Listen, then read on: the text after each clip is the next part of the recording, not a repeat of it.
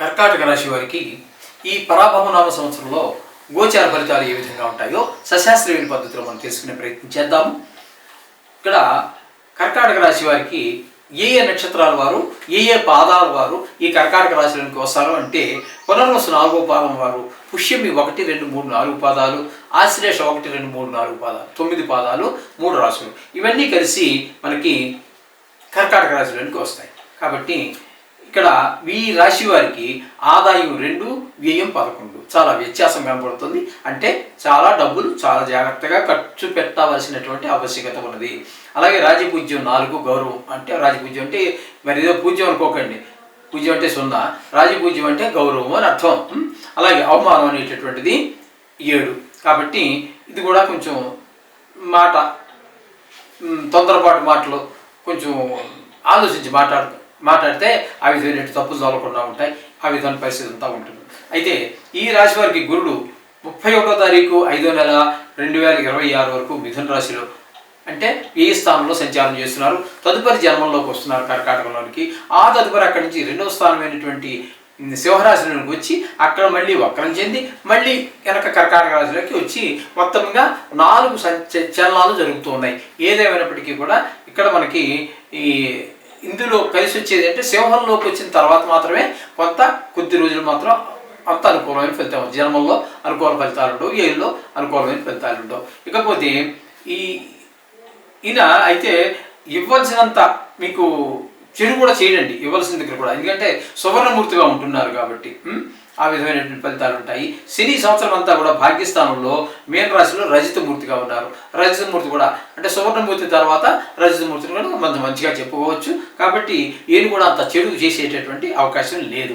రాహు సంవత్సరాది లగాయతూ కుంభరాశిలో 5వ తారీఖు డిసెంబర్ 26 వరకు అక్కడ మనకి కుంభరాశిలో ఉండి తదుపరి మకర రాశిలో ప్రవేశిస్తూ ఉన్నారు. ఇక్కడ ఏం తామ్రమూర్తిగా ఉన్నారు కాబట్టి ఆ 2 స్థానాల్లోనూ కూడా వీరి కర్కాటక రాశి వారికి ఆ 8వ స్థానం 7వ స్థానం అవుతుంది. కాబట్టి అది కూడా అనుకూలమైన ఫలితములను ఇవ్వజాలడు పూర్తిగా రాహువు. అలాగే కేతువు తీసుకున్నట్టయితే సింహరాశిలో అంటే కర్కాటక రాశికి 2వ స్థానంలో ఉన్నారు. తదుపరి ఆయన కూడా జన్మంలో వస్తున్నారు. ఈయన 2వ స్థానంలో కానీ జన్మంలో కానీ 2 చోట్ల సుఫలితాలు ఇవ్వజాలరు. ఈ రాశి వారికి ఒడిదుడుకులు బాగా ఎక్కువగా ఉంటాయి సంవత్సరం అంతా కూడా, అన్ని రంగాల వారికి కూడా. ఇప్పుడు మనం విశేషంగా ఒక్కొక్కరి గురించి మనం చెప్పుకుందాం. విద్యార్థులకి ప్రారంభం నుంచి శ్రమపడి శ్రద్ధగా చదివితే కానీ పరీక్షల్లో పాస్ అవ్వడం చాలా కష్టం అండి. అలాగే ర్యాంకులు రావడం కూడా చాలా కష్టమే. పాస్ అవ్వడం కష్టమైనప్పుడు ఇక ర్యాంకుల గురించి ఆలోచించవలసినటువంటి పని ఏమీ ఉండదు. ఉద్యోగస్తులకి పని ఒత్తిడి ఎక్కువగా ఉంటుంది. ఇష్టం లేని ప్రదేశాలకి ట్రాన్స్ఫర్లు అవుతూ ఉంటాయి. నిరుద్యోగులకి అవకాశాలు అయితే చాలా తక్కువ ఉద్యోగం వచ్చేటువంటి అవకాశం. అలాగే వ్యవసాయదారులకు 2 పంటల్లోనూ కూడా ఆశించినటువంటి ఫలితాలు రావు. తద్వారా ఏమవుతుంది, చేసిన రుణాలు తీర్చడం కష్టం అవుతుంది, వడ్డీలు పెరుగుతూ ఉంటాయి. ఈ విధమైన వ్యవసాయదారులు కూడా మనకి అనుకూలమైన ఫలితాలు అయితే లేవు. అలాగే వ్యాపారస్తులు తీసుకున్నట్టయితే వీరికి కూడా వ్యాపార క్రయ విక్రయాలు అంత బాగలేవు. కొంతమంది ఏం చేస్తారంటే రేటు తక్కువగా ఉన్నప్పుడు కొనేసి స్టాక్ పెట్టేస్తూ ఉంటారు.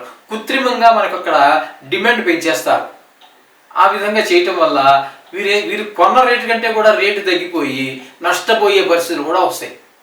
పెరుగుతుందని కొని స్టాక్ పెట్టేశాడు ఎక్కువ ఒక రేట్లో ఉండగా, దానికంటే కొన్న రేటు కంటే తగ్గినప్పుడు ఏమవుతుందండి, మరి చాలా లారీలు గోడౌన్ నింపి పెట్టుంటారు కాబట్టి వాళ్ళకి నష్టం వచ్చేటువంటి అవకాశమే ఎక్కువ ఉంది. ఇక కళాకారులు అంటే టీవీ కళాకారులు కానివ్వండి, సినిమా నటులు కానివ్వండి, సినిమా ఫీల్డ్లో ఉన్నవారు కానివ్వండి, వాళ్ళందరికీ కూడా తగిన గుర్తింపు అంటూ ఏముండదు.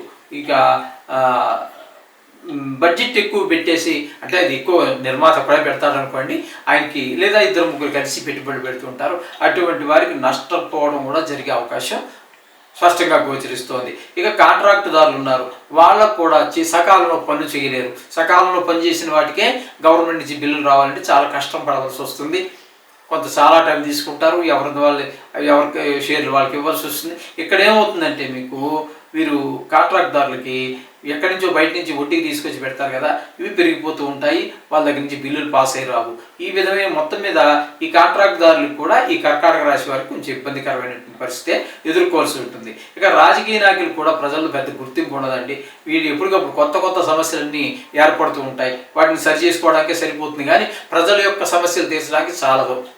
ఏంటంటే మరి కొంత ప్రజల సమస్యలు పట్టించుకోకుండా వారి ఆదాయ వనరులు ఎక్కడ పెరుగుతాయి అవి చూసుకోవడంలో ఉన్నప్పుడు ప్రజలను పట్టించుకోరు, అంతే. అది రాజకీయ నాయకులు అంటేనే అలా ఉంటుంది. చాలామంది 100కి 99 పైన ఉంటారు వాళ్ళు. ఈ విధమైనటువంటి అంతా రాజకీయ నాయకులు కూడా ఇబ్బంది ఉంది, వాళ్ళకి మళ్ళీ పదవుల్లో మార్పులు. ఏదో మినిస్టర్లో ఉన్నాడు అనుకోండి, ఆయన తీసుకెళ్ళి ఒక మరీ ప్రాముఖ్యత లేని ఇంపార్టెన్స్ లేనటువంటి ఒక మినిస్ట్రీగా వేసేస్తారు, మంచి 4 డబ్బులు వచ్చేటటువంటి స్థలం నుంచి తీసి. అలాగే నెక్స్ట్ సారి గెలిచే అవకాశాలు కూడా తగ్గుతాయి ఈ విధంగా ఉండటం ద్వారా. అయితే ఈ రాశి స్త్రీల్లో మాత్రం కొంచెం వ్యవహారాల్లో అకారణ కలహాలు ఇవన్నీ కూడా వస్తూ ఉంటాయి, కొంచెం జాగ్రత్తగా ఉండాలి.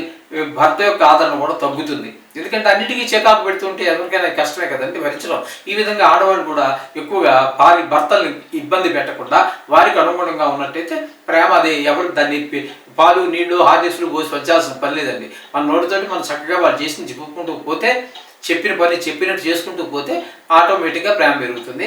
దానికి ఆ విధంగా మీరు నడిచినట్టయితే ఆడవారికి కూడా బాగుంటుంది. మొత్తం మీద ఈ రాశి స్త్రీలందరికీ కూడా మీరు చెప్పొచ్చేది ఏంటంటే, వీరు ఇక్కడ ముఖ్యంగా ఎవరు చేసినానండి, ఇప్పుడు మనం బేస్ చేసి ఈ సంవత్సర ఫలితాలు చెప్పేవని 4 గ్రహాలు, గురు రాహు కేతువులు, గురువు శని రాహు కేతువులు బేస్ చేసుకునే ముఖ్యంగా చెప్పుకోవాల్సి వస్తుంది.